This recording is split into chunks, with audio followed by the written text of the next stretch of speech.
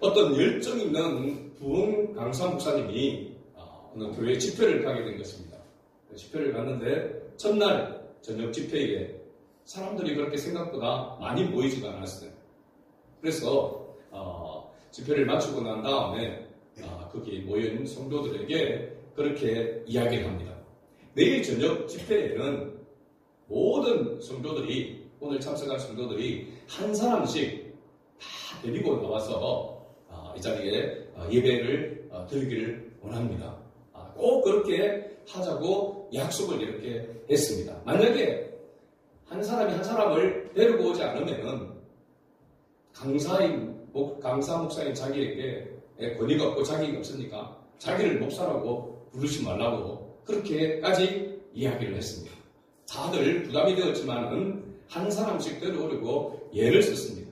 그런데 그 교회에 여집사님들 가운데 로비에서 사람들을 맞이하며 안내하는 집사님들은 그날 한 사람씩을 데려오지를 못한 것입니다. 그래도 안내를 써야 되기 때문에 일찍 교회로 온 것입니다. 교회로 와서 있는데 교회에 서서 참 꿀쭉하게 안내를 하고 있는데 마침 부흥 강사 목사님이 식사를 하시고 이제 집회를 위해서 교회로 들어오시는 가운데 있었습니다. 그러니까 이 여집사님들이 목사님이라고 부르면서 인사를 해야 되는데 한 사람 데려오지 못한 사람은 강사 목사님을 목사님만 부르지 말아야 됐단 말이죠. 그래서 목사님을 부르지 못하고 거기에 있던 안내를 보던 여집사님들은 그 들어오는 강사 목사님을 뭐라고 부르었을까요? 같이 한번 따라합시다. 오빠. 네, 오빠라고. 목사님을 부르지 말라고 하니까. 같이 부르기를 뭔가 불러야 되겠고 그래서 오빠라고 불렀다는 겁니다. 웃자고 하는 이야기인데 그만큼 한 사람을 전도하기가 어렵다는 것입니다. 단적으로 예로 볼 때에 결코 쉬운 일이 아니다. 그래서 전도는 모든 그리스도인에게 주어진 사명이지만은 결코 쉽지 않다. 어렵다. 세계로교회 손현보 목사님은 전도는 너무 쉽습니다. 쉽다고 이야기하는데 그렇게 쉬우면은 다 교회들마다 전도가 잘 안 되겠습니까? 근데 전도 자체가 물론 쉽다라고 이야기하는 것, 어렵다고 이야기하는 것은 두 가지 이유가 있을 것입니다. 쉽다라고 하는 것은 자기 능력으로 하지 않고 말씀대로 그냥 순종하게 되어지는 하나님 역사하기 때문에 쉽다라고 이야기할 수도 있습니다. 어렵다고 이야기하는 것은 우리가 하나님의 은혜를 힘입어서 능력을 힘입어서 한다고 하지만 그럼에도 불구하고 잘 안 되기 때문에 어렵다라고 이야기하는 것입니다. 사실은 어렵습니다. 왜냐하면 인간의 힘으로 자기의 어떤 설득이나 어떤 논리를 가지고 전도할 수 있는 것이 아니기 때문에 전도는 그야말로 실제적으로는 어렵다라고 하는 것입니다. 지난 한 해를 우리가 돌아보면서 제 자신도 이렇게 참 안타까운 그런 점이 바로 우리 성도들이 한 사람 한 사람 어린아이 주일학교부터 어른들까지 전도를 한 사람 하지 못한 것 같더라고요. 그래서 너무 안타까운 그런 마음이 들었습니다. 그 모든 첫 번째 책임은 목회자인 저에게 있다라고 동감을 합니다. 그래서 사실 전도합시다, 전도해야 됩니다라고 하는 이 설교를 하기가 지극히 저에게도 부담스러운 그런 말씀이면 틀림없습니다. 그러나 그럼에도 불구하고 예수님께서 자신의 몸된 교회에 바로 하나님의 나라를 위하여서 복음 전파하는 이 사명을 우리에게 위임해 주셨기 때문에 우리는 싫든 좋든 이 말씀을 전해야 되고 또한 들어야 될 줄로 믿습니다. 그리고 신앙 성숙에 있어서 최종적인 그런 목적이 바로 영혼 구원에 있기 때문에 우리는 거룩한 부담을 안고 이 말씀을 또 전하고 듣게 되는 것입니다. 오늘 본문에서 사도 바울은 자신의 제자인 바로 디모데를 비롯해서 디모데가 목회하고 있는 성도들에게 이 말씀을 편지로 보낸 내용입니다. 그리고 이 말씀은 모든 그리스도인에게 선포되어야 할 그러한 말씀임에 틀림없습니다. 우리 1절 말씀을 다시 한번 볼까요? 하나님 앞과 살아있는 자와 죽은 자를 심판하실 그리스도 앞에서 그가 나타나실 것과 그의 나라를 두고 엄히 명하노니. 할렐루야. 여기 사도 바울이 엄히 명한다라고 했습니다. 엄중한 명령을 지금 하고 있는 것이죠. 이렇게 엄히 명령한다라고 이렇게 이야기하는 이유는 크게 두 가지로 우리가 볼 수 있습니다. 첫 번째는 자신이 이제 사도 바울이 하나님께로 갈 날이 가까웠기 때문에, 얼마 남지 않았기 때문이다 라고 이렇게 말합니다. 6절 말씀을 보면은 6절 같이 읽어봅니다. 전제와 같이 내가 벌써 부어지고 나의 떠날 시각이 가까웠도다. 여기 전제는 뭐냐면 구약시대에 이스라엘 백성들이 제물을 하나님 앞에 드리면서 예배를 드릴 때에 그 제물 위에 붓는 기름을 말합니다. 올리브 기름이죠. 감람유를 붓는 겁니다. 그 병에 들은 것을 그 제물 위에 이렇게 붓는 겁니다. 그러면 처음에 부을 때는 줄줄줄줄 이렇게 나오다가 이제 얼마 남지 않고 마지막 다 갈 무렵에는 똑똑똑똑 방울로 이렇게 떨어지면은 이제 기름이 다 부어졌구나 라고 하는 것을 알 수 있잖아요. 지금 사도 바울이 지금 이와 같은 상황에 와 있다는 겁니다. 이제 마지막 기름 방울이 한 방울씩 떨어지는 그 시점에 자기가 지금 와 있다는 거죠. 그러니까 하나님 앞에 갈 그런 시각이 가깝게 임박했다는 것입니다. 그렇기 때문에 지금 이 명령은 바로 엄중한 명령이다. 그리고 사도 바울에게 있어서는 유언과 같은 그런 말씀이다라고 이렇게 알 수가 있습니다. 그렇죠? 최종적으로 그래서 사실 디모데후서는 사도 바울이 쓴 13개의 서신들 가운데서 맨 마지막에 기록된 말씀이 바로 디모데후서가 되는 거죠. 그렇기 때문에 어떻게 보면 엄히 명령한다라고 그렇게 말하고 있다라고 할 수 있습니다. 느낌으로 그렇게 우리가 알 수가 있는 것이죠. 그 다음에 우리가 읽었던 1절 말씀에 보면은 엄히 명령한다라고 하는 그 앞에 나오는 수식어가 많이 있습니다. 하나님 앞과 살아있는 자와 죽은 자를 심판하실 그리스도 앞에, 하나님 앞과 그리스도 앞에 그가 나타나실 것과 재림할 때 말하죠. 그의 나라를 두고 엄히 명하노니. 그러니까 사도 바울은 그가 살아오면서 예수 그리스도를 만나고 난 다음에 그의 삶은 오직 하나님과 예수 그리스도를 위해서, 그 하나님의 나라를 위해서 전적으로 자기가 살아왔다라고 하는 것을 고백하고 있는 것입니다. 그렇기 때문에 내가 마지막으로 유언과 같이 너에게 엄히 명한다라고 그렇게 말씀하고 있는 것이죠. 그 엄히 명령하는 말씀에 바로 첫 번째가 오늘 2절 말씀입니다. 2절 말씀은 이제 우리가 한 주간 외워야 될 요절 말씀이기도 합니다. 우리 4장 2절 말씀을 같이 한번 읽어볼까요? 너는 말씀을 전파하라. 때를 얻든지 못 얻든지 항상 힘써라. 범사에 오래 참음과 가르침으로 경책하며 경계하며 권하라. 아멘. 어제 또 그저께부터 시작해서 이 산청 지역에 어떻게 보면 전국적으로 엄청난 산불이 많이, 대형 산불이 났습니다. 그 지리산 중산리 쪽으로 가는 그 시천면 일대에 그 화재로 인해서 진화하는 대원 2명이 또 2명이 실종했는데 나중에 그러니까 그분들도 사망한 걸로 이렇게 4명이나 희생되는 아주 불행한 그런 사건이 지금 화재가 산불이 발생한 거죠. 그래서 우리가 산불 조심은 아무리 강조해도 지나치지 않습니다라는 그런 문구를 우리가 압니다. 산불 조심을 이렇게 해야 되는데 이와 마찬가지로 우리 그리스도인에게 지나치게 아무리 강조해도 지나치지 않는 바로 문구가 바로 뭐냐면 그리스도의 영혼 구원을 위한 전도는 우리 그리스도인에게 아무리 우리가 강조해도 지나치지 않는 그런 말씀이다라고 이렇게 이야기할 수 있습니다. 그래서 사도 바울은 때를 얻든지 못 얻든지 항상 힘쓰라. 그리고 범사에 오래 참음과 가르침으로 경책하며 경계하며 권하라 라고 그렇게 말씀하고 있습니다. 사도 바울은 우리가 전도해야 될 그 환경과 상황이 어렵다는 것을 너무 잘 알고 있습니다.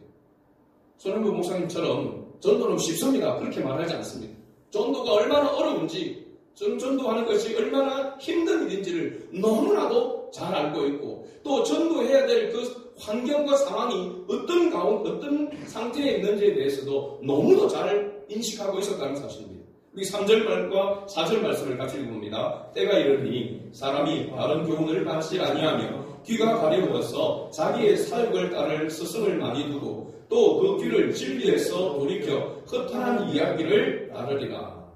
지금도 마찬가지지만 앞으로 전도해야 될 전도의 상황은, 환경은 이와 같이 척박하고 너무나도 힘든 그런 환경과 상황 가운데 처하게 될 것이다라고 하는 것을 사도 바울이 이야기를 하고 있는 것입니다. 첫 번째로 보면은 사람이 바른 교훈을 받지 아니한다 했습니다.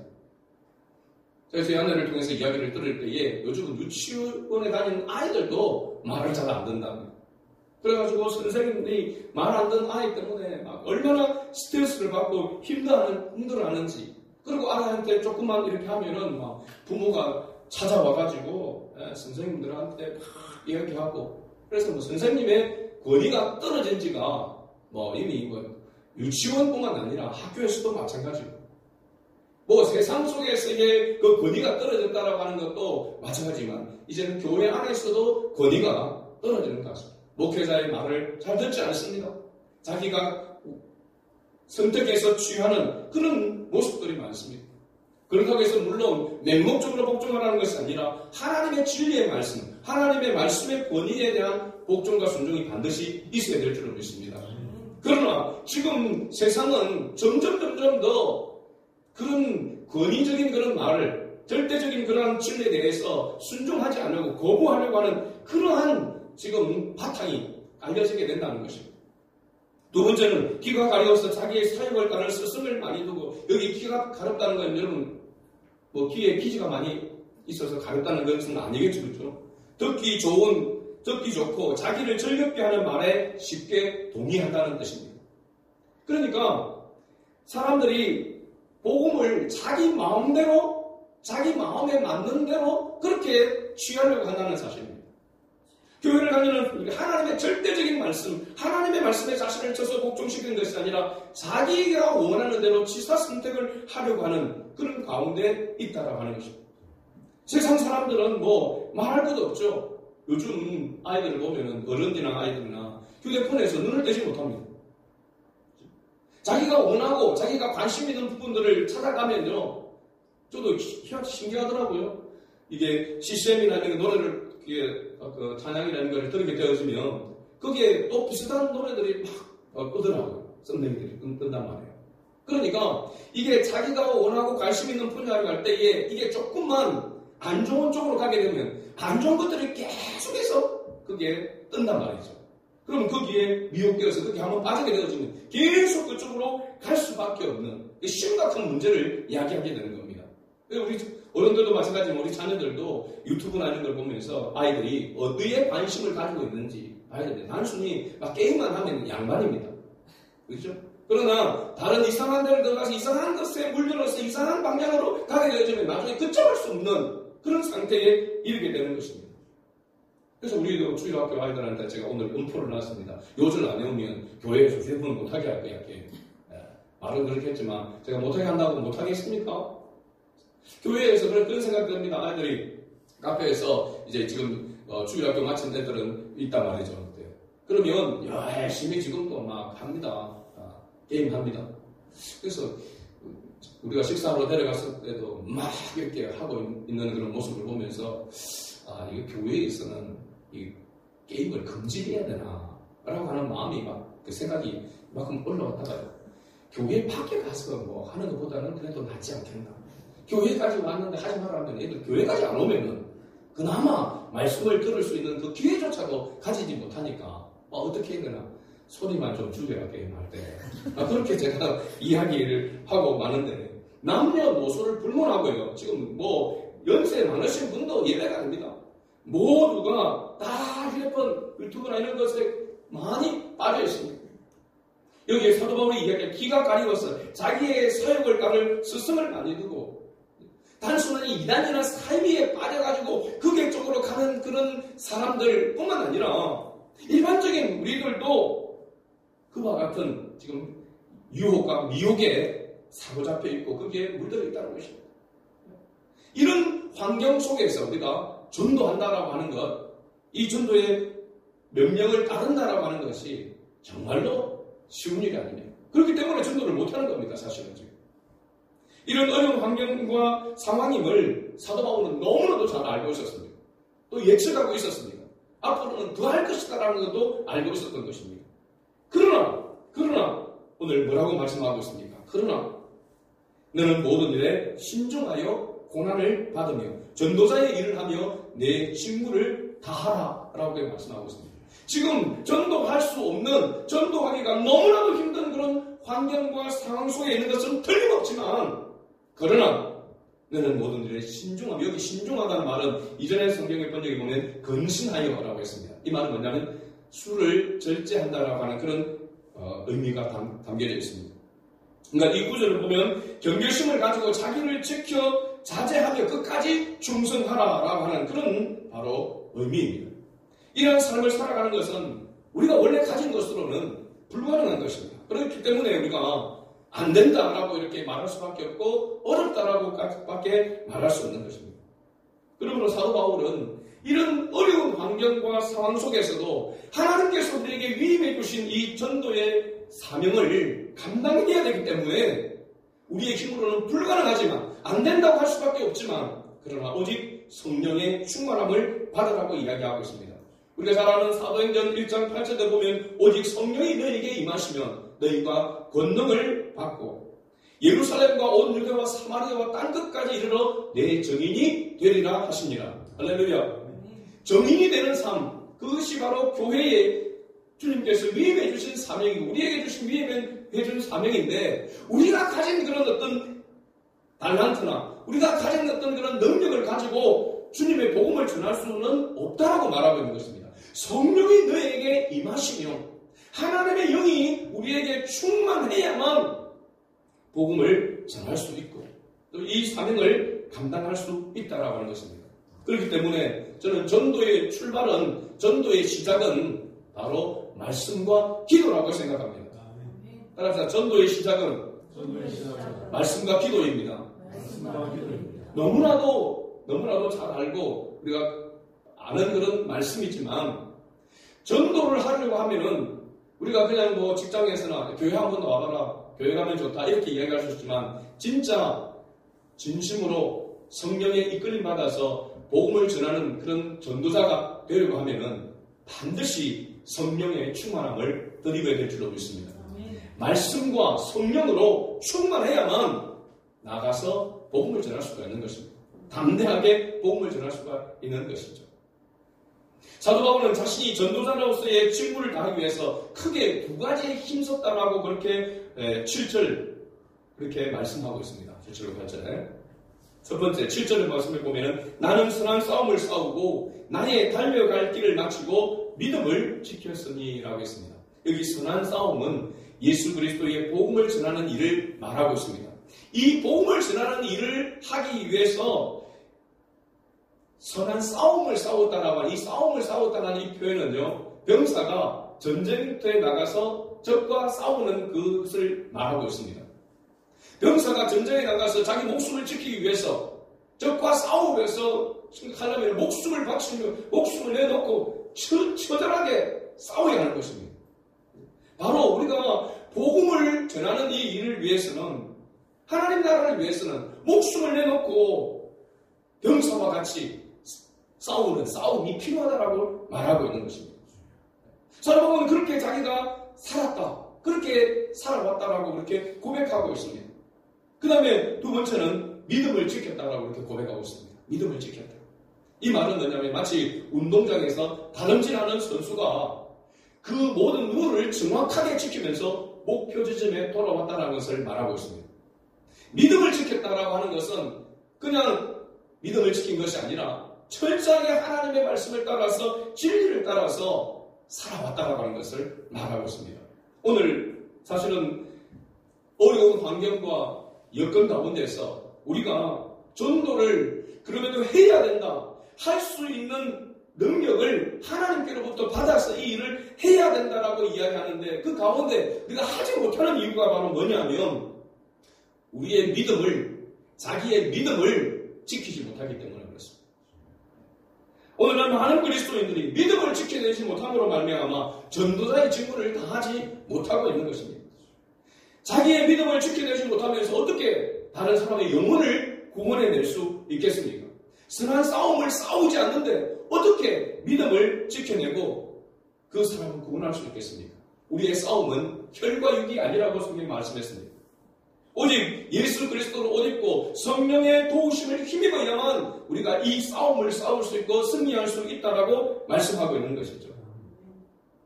근데 우리는 우리의 믿음을 지키지 아니하고 적당히 타협하고 적당히 그렇게 신앙생활을 하면서 우리가 어떻게 선한 싸움을 싸울 수 있으며 전도자의 직무를 다할 수 있겠습니까? 그리고 보면 전도가 안 된다, 어렵다라고 이야기하고 신앙생활하는 것이 어렵다라고 이야기하는 그 부분은 믿음이 약해졌기 때문입니다. 믿음을 바르게 지키지 않기 때문에 그렇습니다. 믿음이 없기 때문에 어떻게 보면 그렇다고 할 수 있습니다. 마지막으로 사도 바울은 전도자의 직무를 다하고 난 후에 얻게 될 상에 대해서 확신하고 있는 것을 봅니다. 선한 싸움을 싸우고 믿음을 지켰으니 자기가 이후에 받게 될 상이 있음을 8절에 고백하고 있죠. 우리 8절 말씀을 큰 소리로 같이 한번 읽어봅시다. 이제 우로는 나를 위하여 의의 면류관이 예비되었으므로 주 곧 의로우신 재판장이 그날에 내게 주실 것이며 내게만 아니라 주의 나타나심을 사모하는 모든 자에게는이라. 아멘. 사도 바울 자신뿐만 아니라 이 복음을 받은 사람들은 모두가 다 자기와 마찬가지로 의의 면류관을 받게 될 것이다. 그 의의 면류관이 예비되어 있다라고 그렇게 확신하고 있는 것을 봅니다. 여러분, 이 의의 면류관이 뭡니까? 바로 생명의 면류관인 줄로 믿습니다.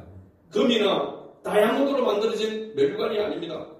우리는 이전에 부흥 강사들이나 목사님을 통해서 우리가 하나님의 나라에서 얼마나 좋은 자리, 얼마나 많은 것을 더 소유할까에 대해서 하나님의 나라를 그렇게 보았습니다. 그건 옳지 않습니다.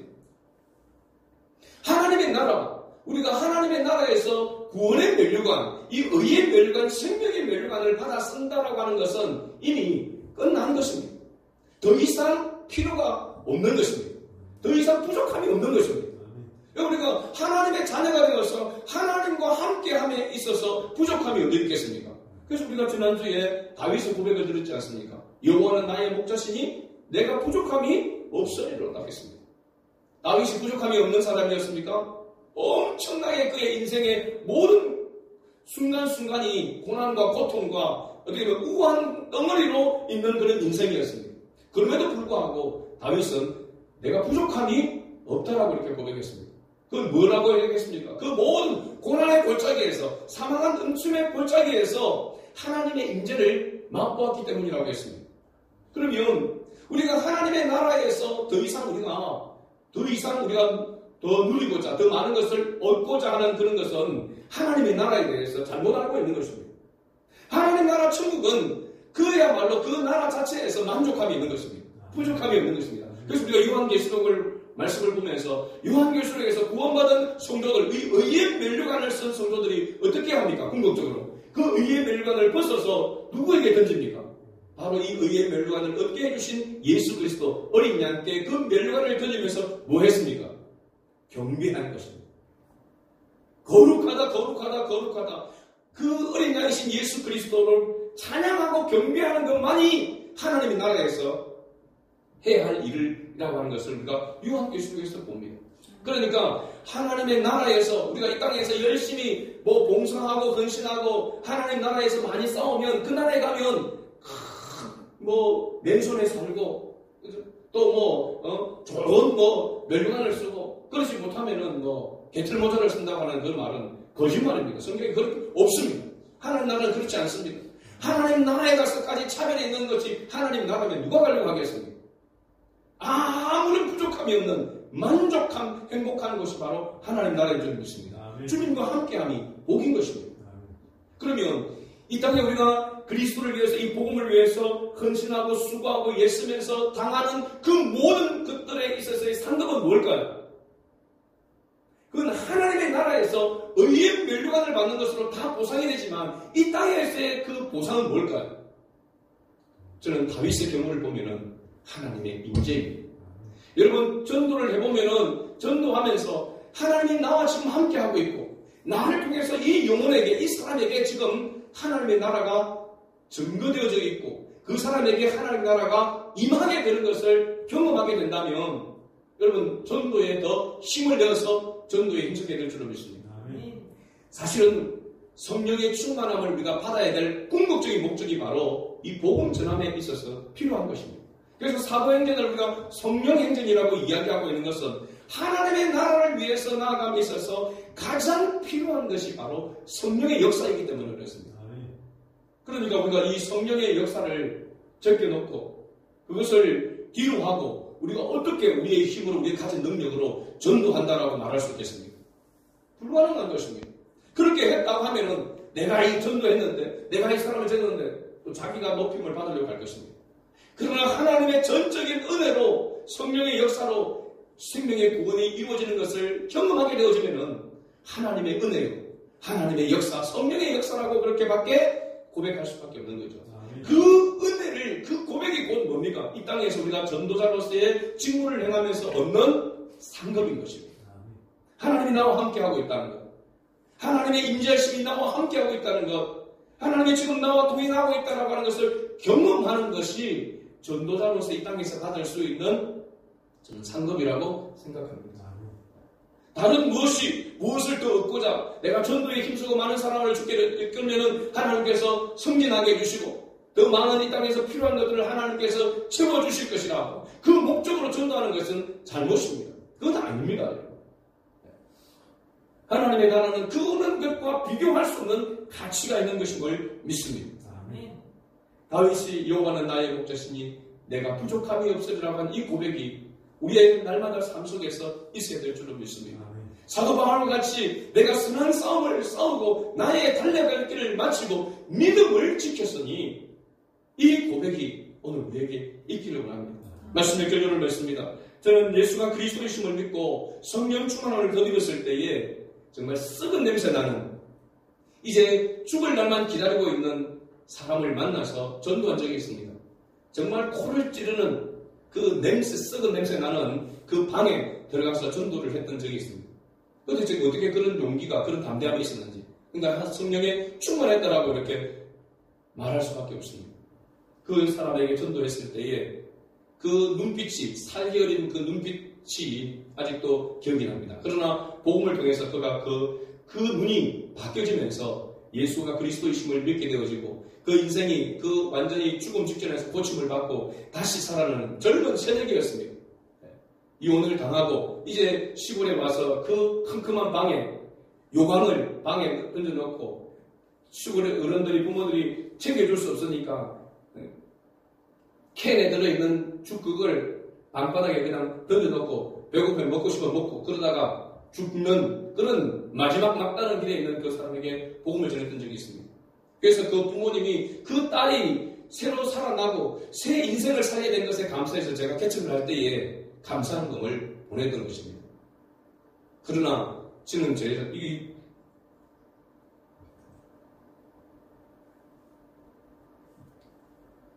설교를 하고 있지만 그때의 그 열정이 없습니다.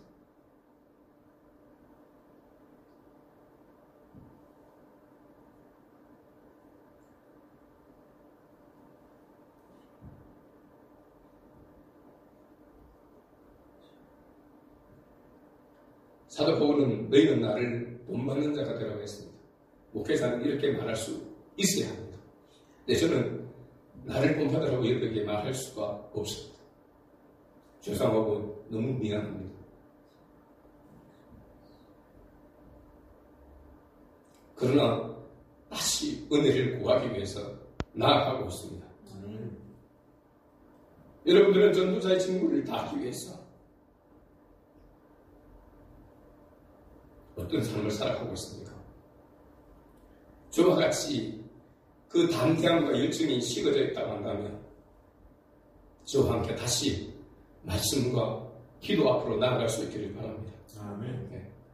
다시 우리가 성령의 충만함을 힘입어서 담대하게 어떤 보상이 우리에게 주어진다 할지라도 주님이 나와 함께하고 있다는 것을 그 순간순간을 맛보고 경험하면서 감사하면서 기꺼이 그 어려운 환경 속에서도 복음을 전하는 전도자의 직무를 다하는 그런 은혜가 저와 여러분 우리 모두에게 다시 회복될 수 있기를 주의 이름으로 축원합니다. 아멘.